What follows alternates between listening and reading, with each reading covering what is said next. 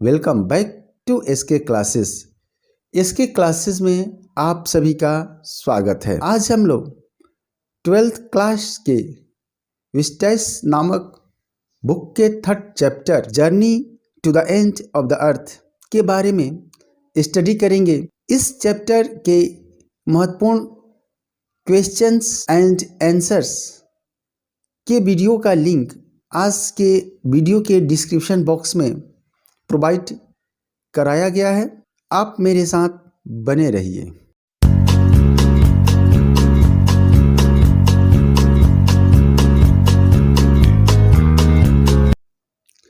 Journey to the end of the earth is written by Tishani Doshi.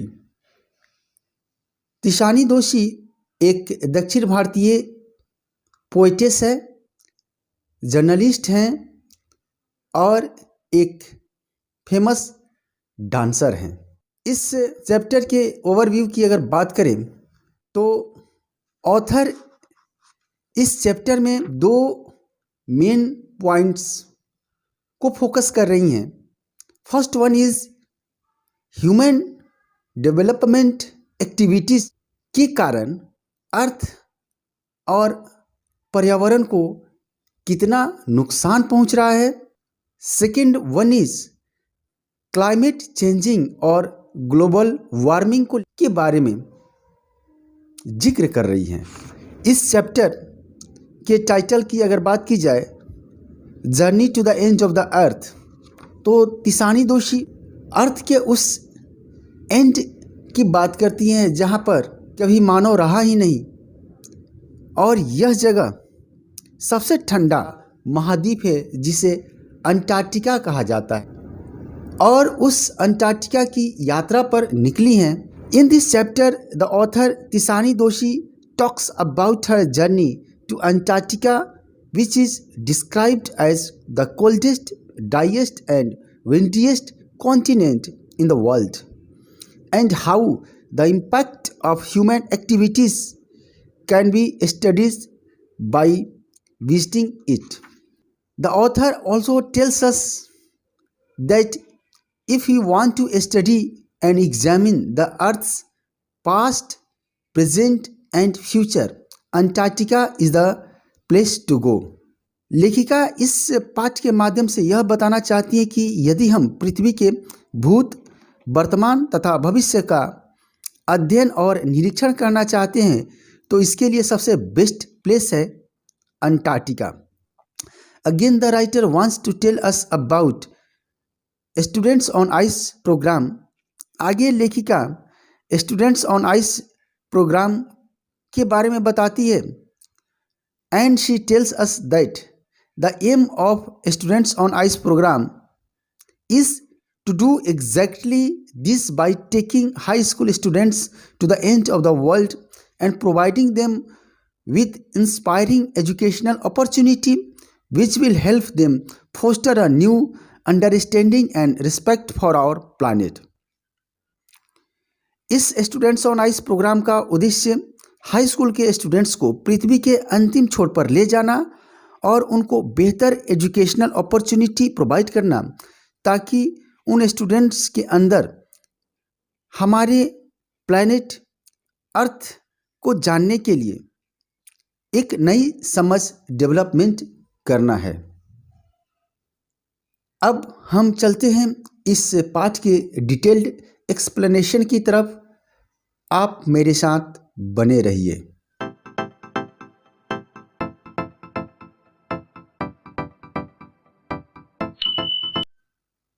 The writer of this real life account journey to the end of the earth, Tishani Doshi, says that she aboard a Russian research vessel, the academic Shoklasky, heading towards the coldest, driest, windiest continent in the world, Antarctica.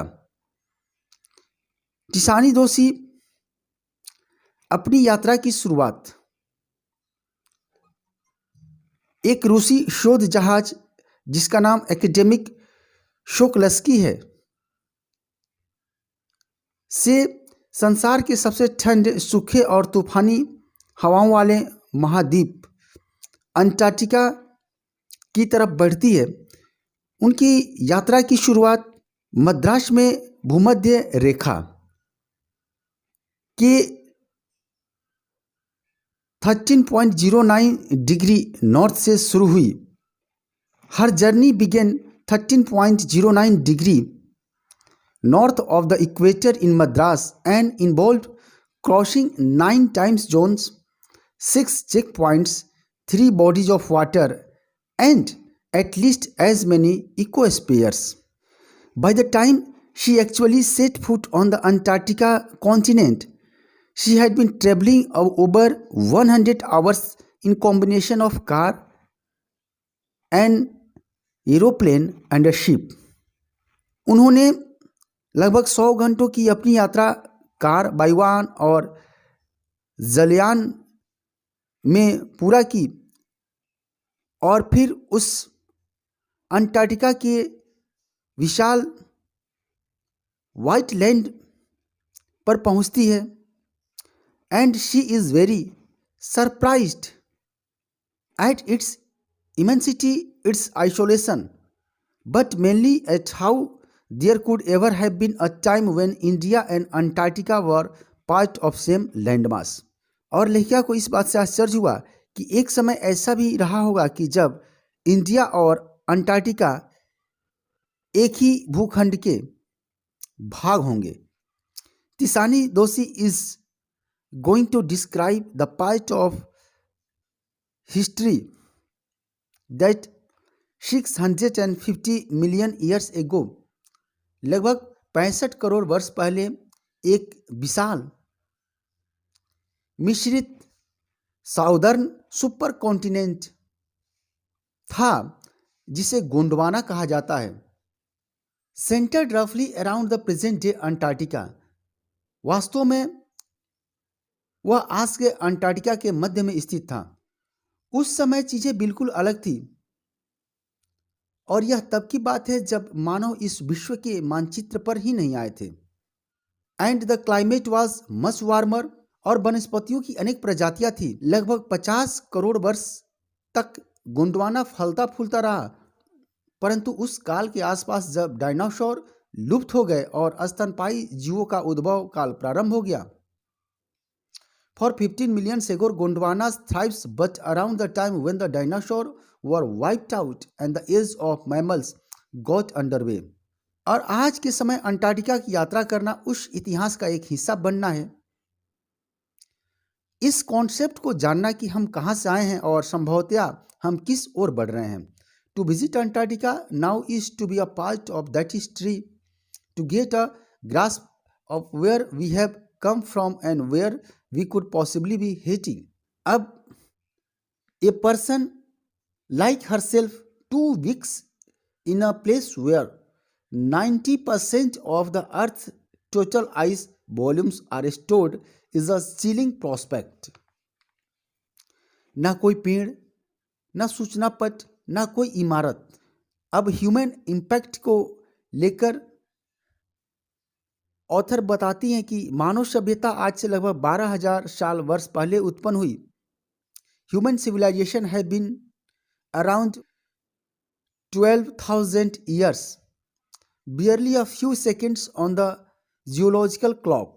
और तेजी से बढ़ती मानव जनसंख्या ने हमें अन्य प्रजातियों के साथ सीमित संसाधनों के लिए संघर्ष करने को छोड़ दिया है, जो जीवाश्म ईंधन के संपूर्ण दहन और जीवाश्म ईंधन के पूर्ण रूप से दोहन ने इस पूरी दुनिया को कार्बन डाइऑक्साइड का एक आवरण बना दिया है, जो बहुत ही धीरे धीरे किंतु निश्चित रूप से ग्लोबल वार्मिंग, ग्लोबल टेम्परेचर में इंक्रीजिंग कर रहा है। Climate change is one of the most hotly contested environmental debate of our time. आज के समय का ज्वलंत प्रश्न, बर्निंग जो क्वेश्चन है वह है क्लाइमेट चेंजिंग। क्या पश्चिमी अंटार्कटिका की आइस शीट पूरी तरह से मेल्ट हो जाएगी? क्या गल्फ स्ट्रीम ओशन का करंट डिसरप्ट हो जाएगा। Will it be the end of the world as we know it? क्या संसार का अंत हो जाएगा? हर प्रकार से अंटार्कटिका इस डिस्कशन का एक बर्निंग सब्जेक्ट है, केवल इसलिए नहीं क्योंकि यही एक संसार का एकमात्र स्थान है जहां पर कभी मानव जनसंख्या पैदा ही नहीं हुई, बल्कि इस लिहाज से कि यह बिल्कुल आदिकालीन या स्वच्छ है। सबसे महत्वपूर्ण बात यह है कि 5 लाख वर्ष पुराने कार्बन रिकॉर्ड को अपने आइस शीट में इन्वॉल्व किए हुए हैं। लेखिका कहती हैं कि यदि हम पृथ्वी के भूत, वर्तमान और भविष्य का अध्ययन करना चाहते हैं तो यह अंटार्कटिका बहुत ही बेस्ट प्लेस है। अब आगे लेखिका स्टूडेंट्स ऑन आइस प्रोग्राम को लेकर कहती है कि इसका वास्तव में पर्पस था कि हाई स्कूल के स्टूडेंट्स को पृथ्वी के उस छोर पर ले जाना और उन्हें इंस्पायरिंग एजुकेशनल अपॉर्चुनिटी प्रोवाइड करना, ताकि ये स्टूडेंट्स एक नए अंडरस्टैंडिंग और एक नए प्रोस्पेक्ट के साथ हमारी इस प्लेनेट को समझें। And students on ice program successful भी रहा, क्योंकि अगर हम दक्षिण ध्रुव के पास कहीं भी जाएं और इस अंटार्कटिका से प्रभावित ना हो, ऐसा बिल्कुल असंभव है। हमारे निश्चित अक्षांशों और देशांतरों के एक कंफर्ट जोन में बैठकर हम आइस कैप को मेल्टिंग करते हुए देखना कितना सुखद अनुभव कर सकते हैं। Antarctica because of her simple ecosystem and lack of biodiversity, Antarctica अपने साधारण पारिस्थितिक तंत्र और जैव विविधता की कमी के कारण यह अध्ययन करने के लिए एकदम उपयुक्त स्थान है कि कैसे पर्यावरण के छोटे से भी परिवर्तन से बड़ा परिणाम उत्पन्न कर सकते हैं। ऑथर आगे बताती हैं कि उनका अंटार्कटिका का अनुभव ऐसे प्रत्यक्ष अनुभवों से भरपूर था और सबसे अच्छा अनुभव उनको अंटार्कटिका के उस सर्कल का था जो 65.55 डिग्री दक्षिण में था। चूंकि स्टूडेंट्स ऑन आइस प्रोग्राम 6 वर्षों के लिए कनाडा के जियोफ ग्रीन के लीडरशिप में चलाया जा रहा था और इस स्टूडेंट्स ऑफ आइस प्रोग्राम में 52 मेंबर्स थे। शोकलस्की पेनिनसुला और टेट पोल के बीच में एक मोटी बर्फ की सतह को चीरते हुए किसी प्रकार आगे बढ़ा। फिर उस शोकलस्की जो रिसर्च वेसल था, उसके कैप्टन ने फैसला किया कि वे लोग घूमकर वापस उत्तर की तरफ बढ़ेंगे, परंतु ऐसा करने से पहले उन्हें ग्रुप में उस वेसल से नीचे उतरना था और आगे बढ़ना था। जब वे लोग उस बर्फ के परत पर उतरे तो उस परत के 180 मीटर नीचे शील मछली अपने शरीर को सीधे किए हुए बर्फ के गोलों को अपने आप को धूप सेकते हुए ऐसे लग रहे थे जैसे आवारा कुत्ते बरगद के पेड़ की छाया के नीचे लेटे रहते हैं। और इस तरह से author 9 time zones, 6 check points, 3 bodies of water and many ecospheres को पार करते हुए उस अंटार्कटिका में हुए अनुभवों को अपने इस रियल लाइफ अकाउंट को journey to the end of the earth नामक चैप्टर में व्यक्त कर रही हैं और इंसान को इस बात के लिए वार्निंग दे रही हैं कि हम अपने सुख सुविधाओं के लिए अपने एक्टिविटीज़ के माध्यम से इस पृथ्वी का इतना दोहन कर रहे हैं कि इसको अंत की तरफ ले जा रहे हैं। क्लाइमेट चेंजिंग और ग्लोबल वार्मिंग को हम लोग बढ़ावा दे रहे हैं और हमें अपने भविष्य के लेकर बिल्कुल अलर्ट रहना होगा। And it is the end of this chapter. आशा है आपको यह मेरा वीडियो अच्छा लगा होगा। यदि आप मेरे चैनल पर नए हैं या अभी तक आपने मेरे चैनल को सब्सक्राइब नहीं किए हैं तो सब्सक्राइब बटन तथा बेल आइकन को दबाना न भूलें, ताकि जब भी मैं अगला वीडियो पोस्ट करूं सबसे पहले उसका नोटिफिकेशन आपको मिल जाए।